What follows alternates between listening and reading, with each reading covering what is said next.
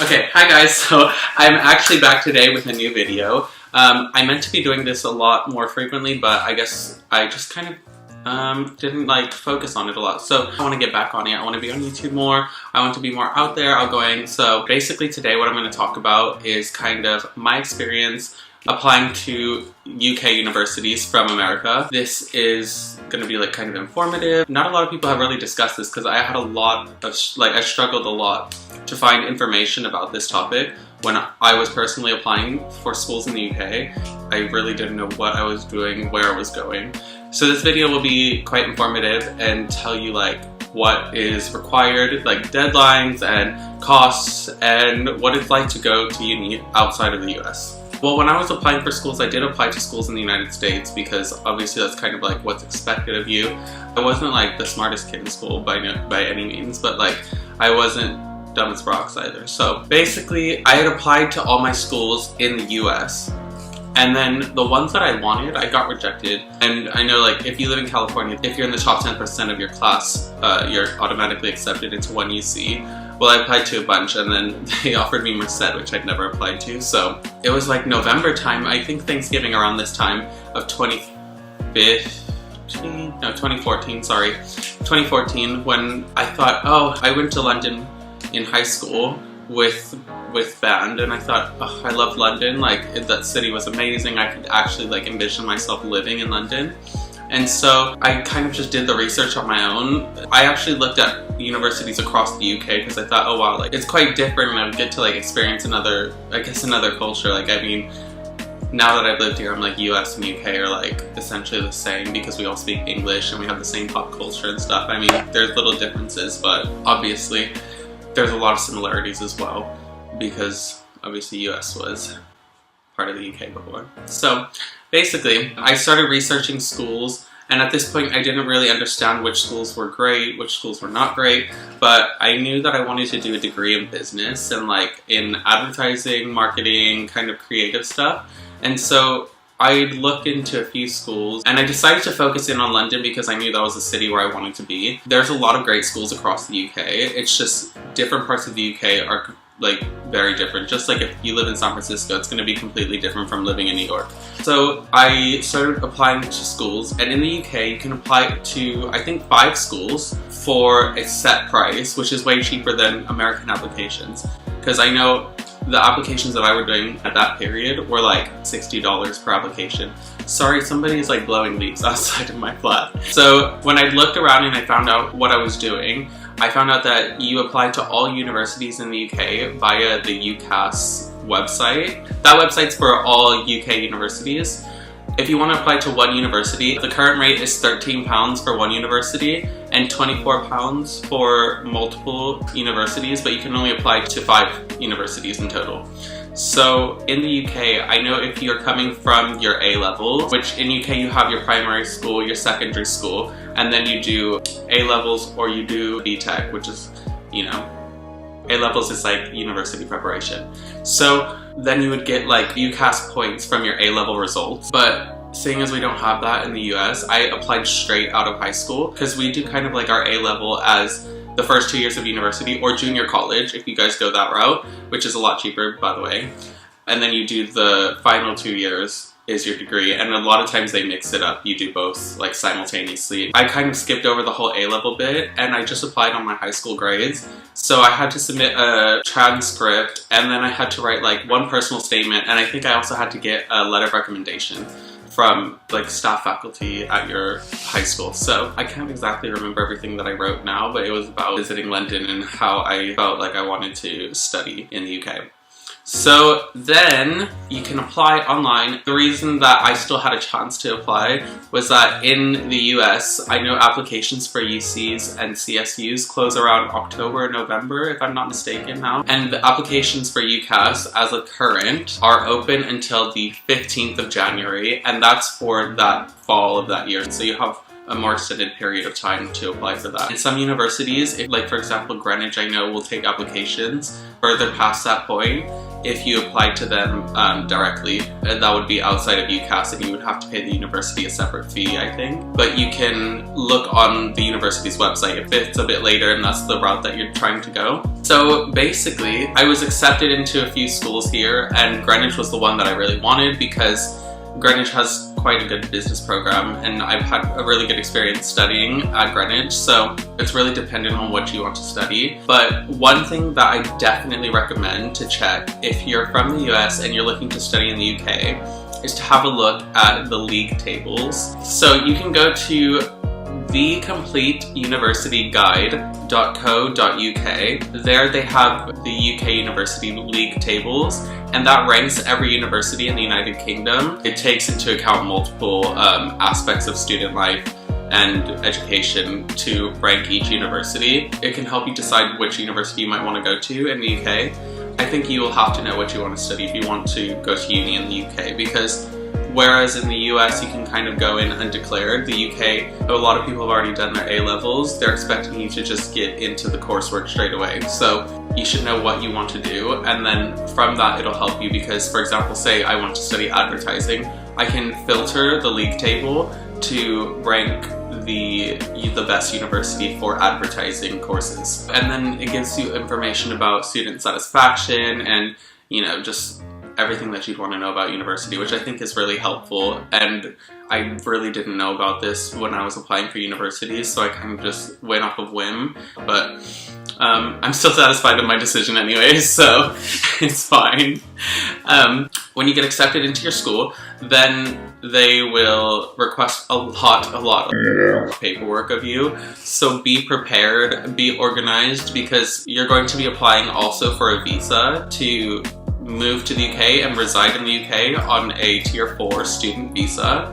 That will last the duration of your degree. The university has people who kind of like submit all of the paperwork on your behalf, but you need to provide all of that to them via email. I had to provide my passport, like a photo of my passport, I think my social security number, bank statement that said that I had sufficient funding, or a student loan statement. If you're studying from the US and the UK, you can't use state aid. For example, I would have got grants at a UC, which I can't use outside in the UK. So if you have like a private loan provider, if you're going that route, because we all know university is extremely expensive, provide a letter from them saying that you'll have the sufficient funding. And then for my university anyways, Greenwich, I had to submit an Excel spreadsheet that they'd sent to me that estimated what my costs would be, and then the bank statement had to show that I had the sufficient amount of money in a bank account that I was authorized to use. You will just need to get all of that documentation and send it over via like scanning, sending it in an email to the university, and they'll liaise with you. Choosing to go to university in the UK, I feel like uni here is a bit more like high school in the US. Like, this is the point in like education where people start to take up sports or like clubs and things like that. Also, going to university in London is a lot different from going to university in another city, or like, because for example, people who've gone to university in Nottingham or like Birmingham or Manchester or Sheffield say that it's completely different from living in London, because in London I think everybody's kind of just living their own life and then also going to uni, whereas I think in other cities, like, people go to like uni events, they have like student events at bars and things, which I think makes the experience a lot different. I kind of like wish that I had that, but at the same time, like, living in London is really fun as well, because you get to meet new people and people that maybe aren't students, and you just kind of like get like a network of people that you start hanging out with and, you know, become your lifelong friends. A lot of times it can be friends from uni as well, but not necessarily having the same type of like events or that like uni fun. There is like a lot of stuff that freshers do, and freshers is like first year, so you have 1, 2, 3 years of uni, and your first year of university doesn't count towards your degree classification, but your second year I think is 20 or 30% depending on your university, and then your final year is where all the marks count. I know in the US you'll have your GPA, but then your degree is just your degree. In the UK you'll have like, you can get a first class degree with honors, a second class degree with honors, a third class degree, and then I think just the degree with no honors. Yeah, so there's like, and then after that, if you failed, obviously you're not getting a degree, so you will have a difficult time transitioning if you're moving. Like, obviously, I think anyone who moves country will have a hard time the first, like, I would say up to like even a whole year, like, that you first get there, especially in London, because people are like not as friendly. One of the big things I would say is when you come to the UK, make sure that you have a chip and PIN card, which I know is becoming more popular in the US. Yeah, if you're using credit card as well, try to see if your credit card provider will give you a PIN, because in the UK everything has chip and PIN, or even our cards are contactless. Here I think the banking is a bit more advanced, if I'm honest. So when I came, it was 3 years ago, and that's when America was still on like swipe and like sign. And obviously the banking hours are different, especially if you live in the West Coast before, like I did, because that's 8 hours behind. So if it's 10 a.m. here and I'm having a banking issue, I can't contact my bank. You start to work here as well, because I know on a tier 4 visa you can work up to 20 hours per week during your studies and 40 hours per week on holidays. That will help you because they can directly deposit your money into your account. Also, getting your NI number, you'll have to get that from going to a job center, which I think is like very unnerving, because I did that in my first year. I had to show all my documents and show my visa and my like biometric residence, which is like the little card that has my face on it saying that I'm like, you know, a legal resident of the UK. And then I had to do all this like paperwork in person. Like I had to schedule the appointment, meet somebody, do this like interview and stuff. And then they sent out my national insurance number. If you guys have questions about that, just leave it down below. Another thing is also getting your NHS number. So there's like universal healthcare in the UK. NHS, basically you just like register at your GP, which is your general practitioner, or if in the US, what do we call it, your physician. After you register with them, then they'll send you your NHS number, and that is like having your like medical number or whatever for your insurance provider, except for you just go to the doctor that you're registered at, or any like hospital or anything, and just provide that number. I know this was something that a lot of people like suggested that I did, because I think that this is also something that I struggled to find when I was 18. I was sitting in my living room in California applying for schools that I'd never even heard of before. It's gonna be hard, especially if you've never lived away from home before, but you know, you'll either love it or hate it. And I think at the first year, definitely you'll hate it. Like, I hated living here when I first moved here. I think everybody who moves to London in general hates it their first year, and then you start to love it after that. If you can, you try to get to like Freshers Week. Yeah, so basically, not your university will set it up, but the student union will set up like events, and they'll give out free stuff, and you'll get like vouchers, and you'll get like little like, you know, knickknacks and things, pens and all kinds of cool stuff, and tote bags, and also they'll have like some nights out and stuff, and you can get to meet people like maybe that aren't on your course, or maybe are in second or third year that are joining Freshers Week. I definitely recommend that. And of course, if you're going abroad, obviously you're wanting to make new friends. Like you're putting yourself out there to experience something completely new. And I think that it's like a really exciting thing to just go out there like headstrong and just go for it. I don't know what else to like touch on in this video. This was more of an informational video, and I think like what I can post is like maybe like some story times of stuff that's happened, like or like, you know, explaining like who I've met, what I've done here, you know.